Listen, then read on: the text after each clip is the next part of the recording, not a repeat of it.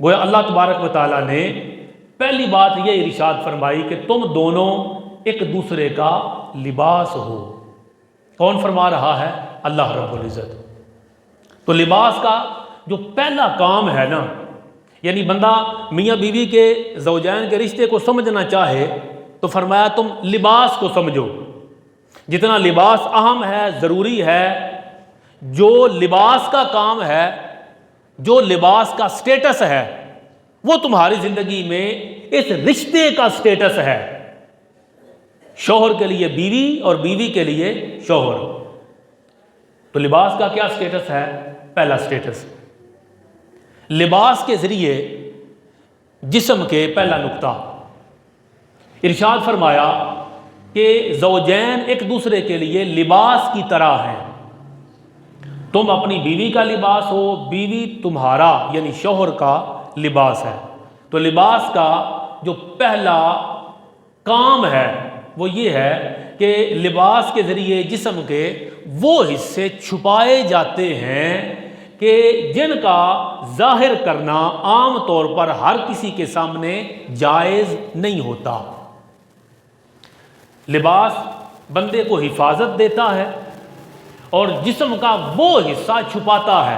چہرہ نظر آ رہا ہے، چہرے کے اوپر لباس نہیں، کان نظر آ رہے ہیں، ہاتھ نظر آ رہے ہیں، پاؤں نظر آ رہے ہیں۔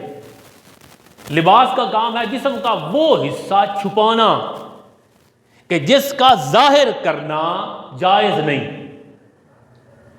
تو فرمایا تم دونوں ایک دوسرے کا لباس ہو، یعنی جو راز شوہر کے پاس زوجہ کا ہے اور جو راز زوجہ کے پاس شوہر کا ہے، جو بات دونوں کے پاس ایک دوسرے کی ہے، وہ اگر ظاہر کرنا درست ہے تو دونوں کے لیے جائز ہے کہ ظاہر کرو۔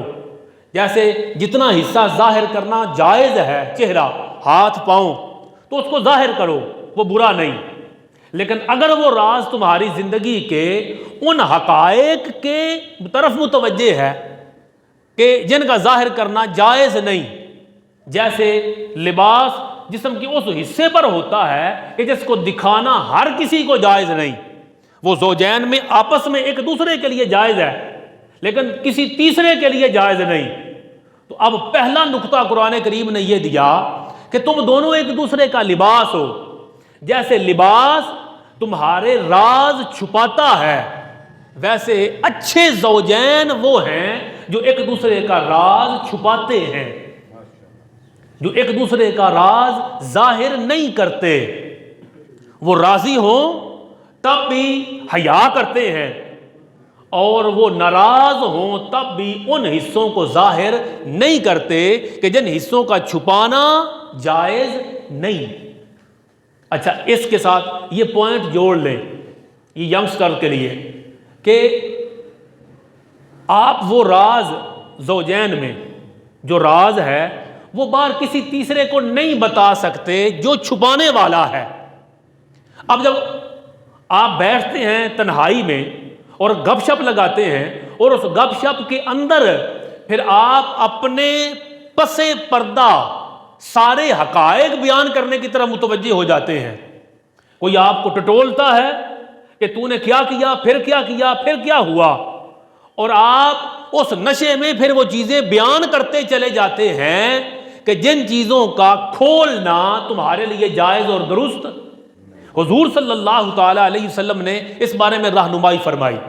پیارے آقا علیہ الصلوۃ والسلام فرماتے ہیں کہ جو بندہ زوجین کے پردے والے معاملات اور وظیفہ زوجیت کی تفصیلات جو بندہ لوگوں کے سامنے بیان کرتا ہے، وہ ایسے ہی ہے کہ جیسے لوگوں کے سامنے اپنی زوجہ کے ساتھ وہ وظیفہ زوجیت کر رہا ہے۔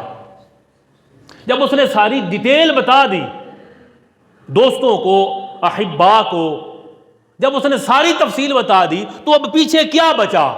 حضور علیہ الصلوۃ والسلام نے فرمایا پھر ایسے ہی ہے کہ جیسے وہ اپنے دوستوں کے سامنے اپنی زوجہ کے حقوق پورے کر رہا ہے۔ کیوں؟